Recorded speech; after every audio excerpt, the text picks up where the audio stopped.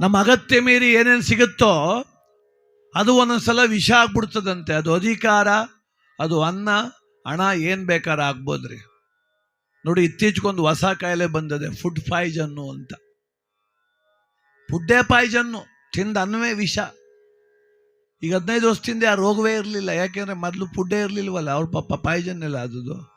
ಇಲ್ಲಿ ಫುಡ್ ಜಾಸ್ತಿ ಆಗೋದು, ಈಗ ಪಾಯ್ಸನ್ ಆಯ್ತಾ ಅದು. ಈಗ ಅದು ನೋಡಿ, ಸುಮ್ಮನೆ ವಿನಾಕಾರಣ ನಮ್ಮ ಹೆಣ್ಮಕ್ಳ ಬೈತಾರೆ. ಕೆಲವರು ಸಹೋದರಿಯರನ್ನ ಬೈತಾರೆ, ಗಂಡಿರು ಏನು ಮಾತಾಡ್ತಾರೆ ನೋಡ್ಬೇಕು. ಸಾರ್, ನಮ್ಮ ಅಮ್ಮ ಅಡುಗೆ ಮಾಡ್ತಾ ಇದ್ರು, ನಮ್ಮ ತಾಯಿ ಆ ಸಾಂಬಾರು ಅಲ್ಲಿ ಘಮ ಘಮ ಘಮ ಅಂತ ಆಯ್ತು ಸರ್. ನಮ್ಮ ಅಜ್ಜಿ ಮುದ್ದೆ ಕಟ್ಟಿದ್ರೆ ಅದ್ಭುತ ಸರ್, ನನ್ನ ಹೆಂಡತಿ ಮಾಡ್ತಾಳೆ, ಏನೋ ಪ್ರಯೋಜನ ಇಲ್ಲ.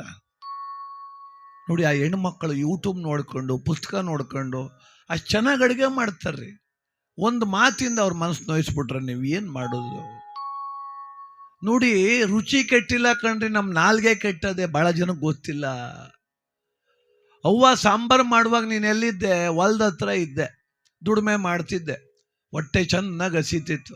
ಬಂದ ತಕ್ಷಣ ಎಷ್ಟು ಬೇಗ ಊಟ ಕೊಡ್ತಾರೋ ಅಂತಿದ್ದೆ.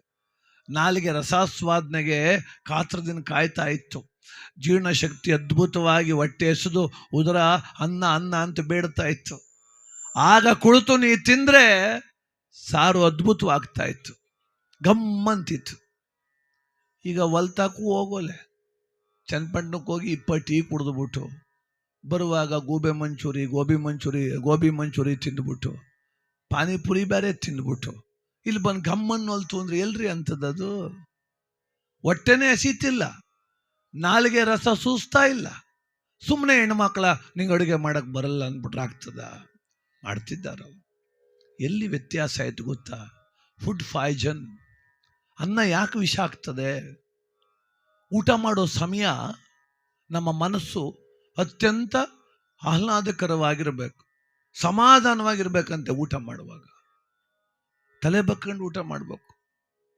ಈಗ ಪಂಕ್ತಿಲಿ ಕೂತ್ಕೊಂಡು ಏನು ಹಾಕೋ ಬರ್ತಾವ್ರೆ ಅಂತ ಅಲ್ಲಿ ನೋಡ್ತಾರೆ, ಇನ್ನೇನು ಹಾಕೋ ಬಂದರೋ ಕಾಣೆ. ಪಕ್ಕದವನಿಗೆ ಎಷ್ಟು ಹಾಕೋರೇನು ಬೇರೆ ನೋಡ್ತಾರೆ, ನನಗಿಷ್ಟೇ ಎಷ್ಟು ಹಾಕ್ಬಿಟ್ರಲ್ಲ ಅಂತ. ಅಲ್ಲಿ ಬತ್ತಿದಂಗೆ ಆ ಕಡೆ ಹೋಯ್ತದ. ಇಲ್ಲಿರೋ ತಿನ್ನೋದಕ್ಕಿನ್ನ ಅಲ್ಲಿ ಬತ್ತಿರೋದು ಕಡೆ ಗಮನ. ಅದ್ರ ಜೊತೆಗೇನು, ಅಲ್ಲಿ ಊಟ ಮಾಡುವಾಗ ರಾಜಕೀಯ ಮಾತಾಡೋದು. ನೆಕ್ಸ್ಟ್ ಎಲೆಕ್ಷನ್ಗೆ ಅವ್ನು ನಿಲ್ಲಿಸ್ಬೇಕು, ನೆಕ್ಸ್ಟ್ ಇವ್ನು ಸೋಲಿಸ್ಬೇಕು, ಅದು ಹೆಂಗೆ ಎದ್ಬಿಟ್ಟು ನೋಡ್ತೀನಿ, ಯಾವುದೇ ಕಾರಣಕ್ಕೂ ಆಗೋದು. ತಿಂತಾ ಇರೋದನ್ನ ಮಾತಾಡ್ತಿರೋದು ರಾಜಕೀಯ. ತಿಂದದ್ದೇನೀಗ ದ್ವೇಷ ತಿಂದಂಗಾಯ್ತು. ಈ ನಮ್ಮ ಸಹೋದರಿಯರು ಸಾವಣಿ ಸುಬ್ರಹ್ಮಣ್ಯ, ಪುಟ್ಟಕ್ಕನ ಮಕ್ಕಳು ನಿನ್ನ ಜೊತೆ ನನ್ನ ಕತೆ ನೋಡ್ತಾ ಕೂತವ್ರೆ. ಅಲ್ಲೇನೋ ಒಬ್ಬಮ್ಮ ಗುಳೋ ಅಂತ ಹೇಳ್ತಾಳೆ, ಇವ್ರು ಕಣ್ಣೀರು ಒರೆಸ್ಕೊಂಡು ಅನ್ನ ಉಣ್ಣೋದು. ಈ ದುಃಖ ಅನ್ನ ತಿನ್ನಂಗೆ ಆಗಲಿಲ್ಲ, ಆಗ ದುಃಖ ತಿನ್ನಂಗಾಯ್ತು. ನೋಡಿ, ಮನಸ್ಸು ಯಾವಾಗ ಉದ್ವೇಗ ಆಯಿತೋ, ತಿಂದ ಅನ್ನವನ್ನು ಹೇಗೆ ಉಪಯೋಗಿಸ್ಬೇಕಂತ ಈ ಜ್ಞಾನಕ್ಕೆ ಗೊತ್ತೇ ಆಗಲಿಲ್ಲ. ಅನ್ನ ಬಾಯಲ್ಲಿ ಅಗೀತಾ ಇದೆ, ಈಗ ಅನ್ನನಾಳ ದಾಡ್ತಾ ಇದೆ, ಈಗ ಕರಳು ಸೇರ್ತಾ ಇದೆ ಅಂತ ನನ್ನ ತಲೆ ಹೇಳ್ತಾ ಇರ್ತದೆ. ಆದರೆ ಮನ್ಸೊಂದು ಕಡೆ ಹೊಂಟೋದಾಗ ಅನ್ನ ಎಲ್ಲೋಯ್ತು, ಯಾಕೋಯ್ತು, ಎಲ್ಲಿ ಬಂತು, ಏನಿಲ್ಲ. ಅದಕ್ಕೆ ಫುಡ್ ಪಾಯ್ಸನ್. ತಿಂದ ಅನ್ನ ವಿಷ ಆಗಬಾರ್ದು. ಅನ್ನ ಅಮೃತ ಆಗಬೇಕು. ಅನ್ನತೋ ತ್ರಾಣತೋ ಪರಾಕ್ರಮ. ಯಾಕೆ ಇವತ್ತು ಅನ್ನದಾನ ಮಾಡ್ತಿರೋದು ಯಾಕೆ ಅಂದರೆ, ಈ ಜಗತ್ತಿನಲ್ಲಿ ಕೋಟಿ ಇಟ್ಟೋನಿರ್ಬೋದು, ಕೂಲಿ ಮಾಡೋನಿರ್ಬೋದು, ಒತ್ತೊತ್ತು ಕಸಿದು ಹೊಟ್ಟೆ ಒಂದೇ. ಬಾಕಿದೆಲ್ಲ ಭಾವನೆ ಚೇಂಜ್ ಆಗ್ತಾವೆ. ಕೋಟಿ ಇಟ್ಟೋನ್ ಅಂತಾನೆ ನಾನು, ಇಲ್ಲಿ ಇಳಿಬೇಕಾರೆ ಅವನು ಏನು ಮಾಡ್ತಾನೆ, ಚೇರ್ ನೋಡ್ತಾನೆ, ಧೂಳಾಗದ ಅಂತ ನೋಡ್ತಾನೆ, ಅಲ್ಲಿ ಕೂತ್ಕೋಬೋದ ಅಂತ ನೋಡ್ತಾನೆ, ನನ್ನ ಜೊತೆ ಮಾತಾಡೋ ಕೂತ್ಕೊಳ್ಳೋರು ಯಾರು ಅಫಿಷಿಯಲ್ಗಳವ್ರ ಅಂತ ನೋಡ್ತಾನೆ.